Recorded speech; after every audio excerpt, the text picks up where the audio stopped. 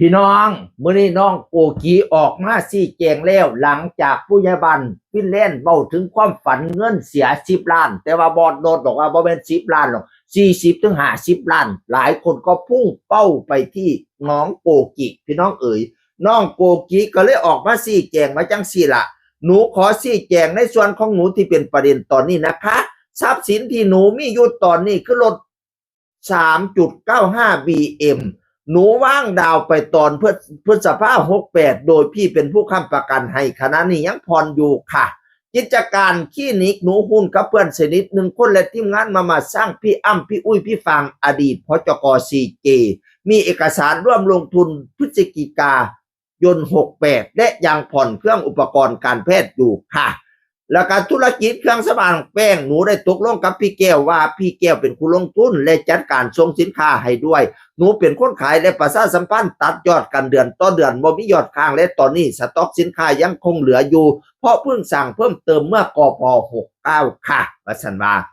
แล้วก็บ้านในวงเล็บ6.8 ล้าน6 ล้าน 8 6 ล้าน 8หนูได้ยื่นกู้ 100% พร้อมเงินตกแต่ง 10% มีสัญญากู้กับธนาคารออมสินเมื่อมีนา69เนื่องจากเกิดปัญหาบ่เข้าใจกับพี่เริ่มจากเรื่องบ่เข้าใจกันด้วยความที่เรามีอีโก้สูงบ่เข้าไปคุยหรือเคลียร์กับพี่สักที่จนเวลาผ่านไปหลายเดือนบวกกับคนรอบข้างปั่นเฮ็ดให้ความรู้สึกมันลดลงเรื่อยๆหนูเลยคิดว่าบ่น่าจะจูนกันได้แล้วเลยตัดสินใจกู้เพราะน้องสาวกำลังสิเข้ามาอยู่ปีหนึ่งต้องย้ายมาอยู่ด้วยและคุณยายที่เล่าอยากให้มาอยู่ด้วยสิได้มาอยู่ด้วยดูแลกันส่วนคอนโดแค่จองไป 5,000 บ่ได้เอาค่ะเพราะเอาบ้านว่าซั่นว่าหนูอยากสิขอโทษพี่ที่ทำให้ทุกอย่างมันบานปลายหากมีการกระทำใดที่หนูพูดหรือทำให้รู้สึกบ่ดีหรือผิดพลาดไปแต่เจตนาของหนูยังชัดเจนหนูยังรักได้เคารพพี่เหมือนพ่อเพราะหนูมาอยู่ตรงนี้ได้เพราะว่าพี่พามา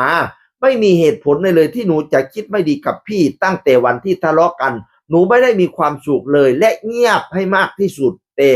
ปลอบใจตัวเองว่าตั้งหน้าตั้งตาทำมาหากินภาษาเราพยายามอยู่ให้ได้ด้วยความที่หนูไม่เข้าหาพี่สักทีแรงประทะจากคนรอบข้างมันแรงจนเป็นแบบนี้ว่าซั่นว่าแล้วก็หนูเป็นเด็กบ้านนอกบ่ได้มีต้นทุนชีวิตอีหยังเลยมันจริงอย่างที่ทุกคนพูดหนูมาจากจุดหนูมาถึงจุดที่สูงสุดในชีวิตได้ก็เพราะว่าพี่แต่ถ้าวันนี้ชีวิตหนูจะต้องกลับไปถึงจุดที่ต่ำสุดหนูก็ต้องยอมรับเพราะหนูยังมีคนข้างหลังที่ต้องรับผิดชอบขอบคุณทุกความคิดเห็นหนูเพิ่งอายุ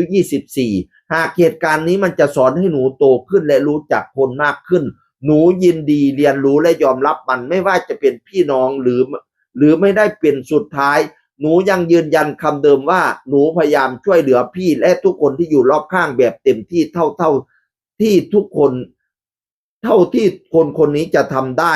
หากแต่ยังมันจะมีข้อเสียอยู่บ้างหนูก็น้อมรับมันอาจจะเป็นแค่ช่วงที่แย่ที่สุดในชีวิตแต่วันนี้มันก็ทำให้หนูได้รู้ว่าใครที่อยู่ข้างเราบ้างสักวันหนูจะผ่านมันไปได้ว่าซั่นว่าเราออกมาชี้แจงเรื่องทรัพย์สินมรดกตกทอดต่างๆรถก็มีอยู่รถ BM นะแต่ว่าดาวตอนนี้ก็ผ่อนอยู่พะนะว่านั่นน่ะขี้นี้กันหุ้นส่วนกับหมู่ธุรกิจยางสำอางแป้งนั่นคุณพี่แก้วเป็นผู้ลงทุนให้หนูเป็นผู้โฆษณาบ้าน 6.8 ล้านกับเอ่อยื่นกู้กับธนาคารเพราะว่าน้องสิมาอยู่นำยายก็สิมาอยู่นำว่าซั่นว่าล่ะนะเฮ็ดหยังผิดไปก็ขอโทษไปขอโทษคุณพี่ไปเริ่มผิดใจกันหนูบ่เข้าไปคุยกับพี่จักอย่างเพราะหนูมีอีโก้สูงแล้วคนข้างๆก็ปั้นตลอดมันก็เลยมาเกิดเหตุการณ์รุนแรงแบบนี้ว่าซั่นว่านี่เป็นคำชี้แจงของน้องโกกิพี่น้องเอ๋ยเราก็มาติดตามเหตุการณ์ตอนต่อไปเสียงของกะเว้าสุพรรณสวัสดีครับสวัสดีครับ